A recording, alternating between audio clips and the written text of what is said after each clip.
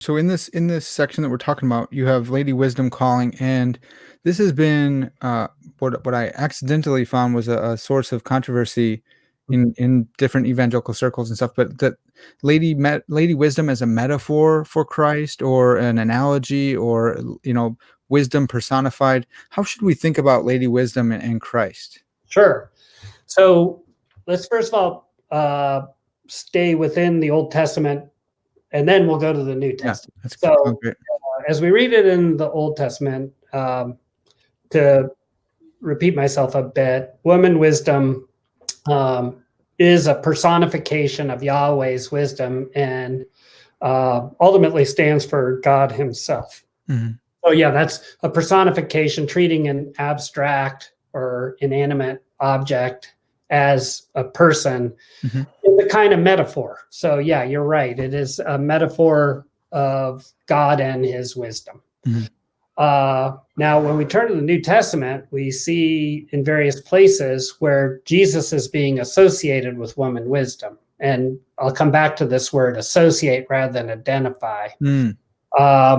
That in Matthew 11, Jesus says to his Jewish disputants, he says, but wisdom will be proved right by her actions, Mm-hmm. which is a reference to his actions. In Colossians 1:15, Jesus is the image of God. He's the firstborn of creation, which is a reference to Proverbs 8 and woman wisdom being the firstborn of creation. Yeah. And the language of John 1:1, in the beginning was the Word, and the Word was God. The Word was with God, is a also, of course, looking more directly to Genesis 1, but also having intimations of Proverbs 8. And then finally, there's a passage in Revelation 3. I forget the exact verse where Jesus is called Jesus is identified as, I think, the ruler of God's creation, which is a Greek translation of Proverbs 8:30, a rare word, amon, which sometimes is translated nursling, but should probably be translated something like craftsperson. So Jesus, the New Testament associates Jesus with woman wisdom, whom Larry said represents God's wisdom and ultimately God himself. Mm-hmm. Now, the reason why I don't say identify is because Proverbs 8 is not a prophecy of Jesus. Yeah. It's really, by associating Jesus with woman wisdom, it's a way of saying Jesus is the very epitome of God's wisdom. Yeah. And the reason why you have to avoid the idea of identification, and you always have to remember that this is poetic language, right, is because if you start treating it as non-poetic language or as prophecy or a description of Jesus, then you're going to end up Jehovah's Witness. Right. Yeah, Jesus was created. Yeah, the Son was literally the firstborn of creation. That's a metaphor that just is a way of associating him. Yeah, as the preeminent one, not the literally born in temporal meaning.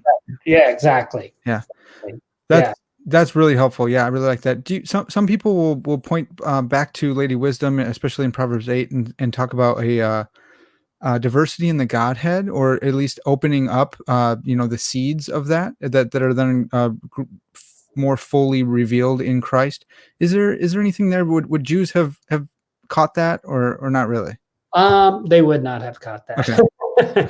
And I also don't think that is a legitimate way of reading Proverbs 8. So that's helpful. I think that's super direct. Yeah, that's great. I appreciate that. That's not my view, but I've heard people say that. Oh no, right. Yeah. Please go ahead. No, I was just gonna say, and we have to be mindful of those types of well-intentioned but wrong-minded uses of the Old Testament. Yeah. That if you're evangelizing a Jewish person, they'll go to their rabbi and they'll ask him, and they'll say, no, it never would have been read that way in the Old Testament time period, and they would have been they would be right about that. Yeah, there's other places to go Yeah. Yeah. than Proverbs 8. Right. Yeah. Right. Yeah. Okay, that's great. That's really gonna be that's helpful for my listeners, I'm sure.